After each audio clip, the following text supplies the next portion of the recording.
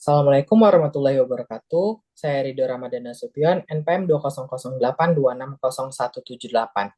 Di sini saya akan mempresentasikan mind web saya pada blog respirasi, yaitu mengenai penyakit paru obstruktif kronik atau yang dikenal dengan PPOK.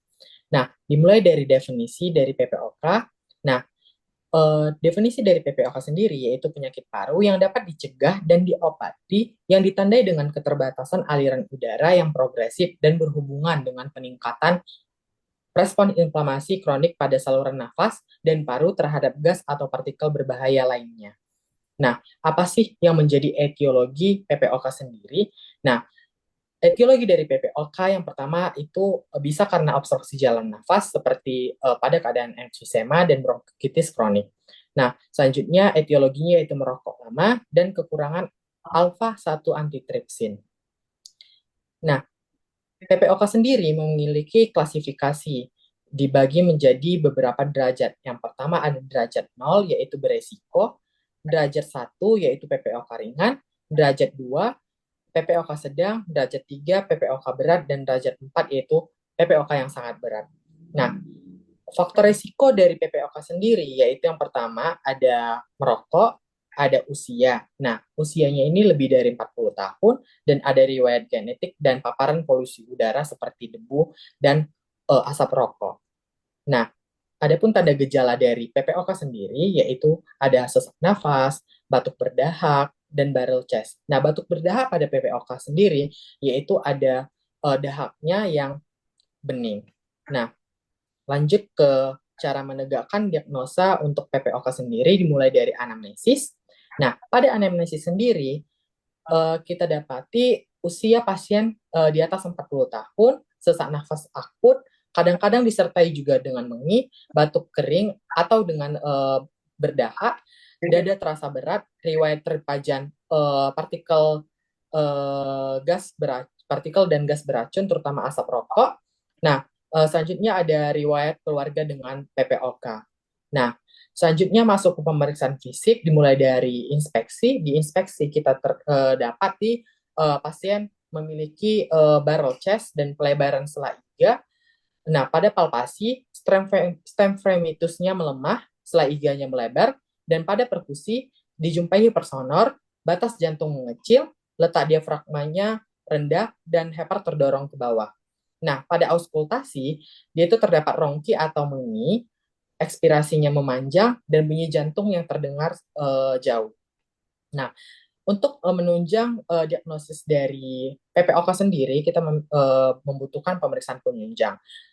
Contohnya seperti fototoraks PA, laboratorium seperti AKDA dan darah rutin. Selanjutnya ada spirometri dan peak flow meter.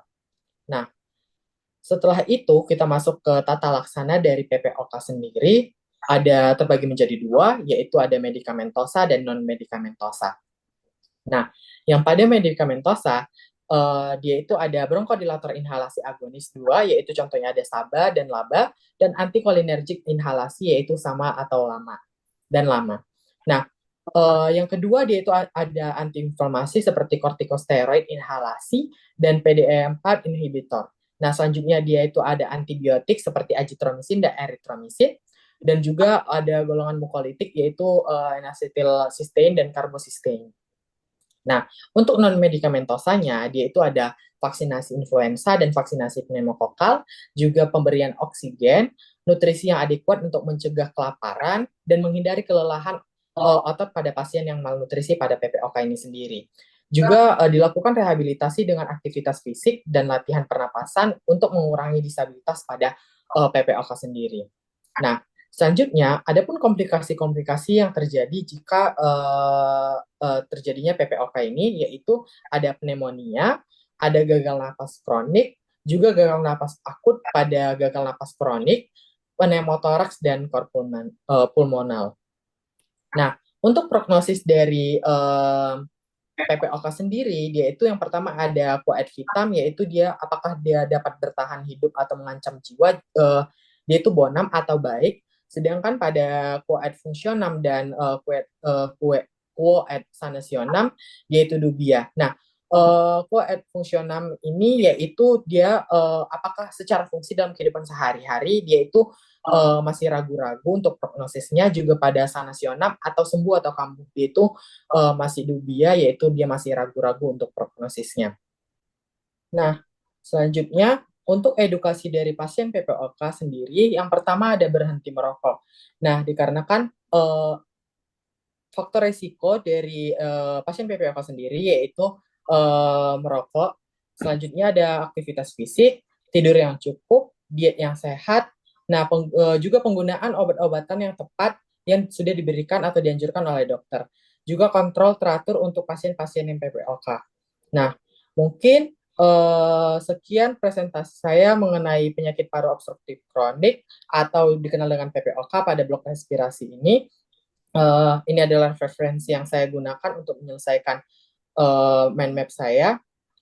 Lebih dan kurangnya saya mohon maaf. Terima kasih. Assalamualaikum warahmatullahi wabarakatuh.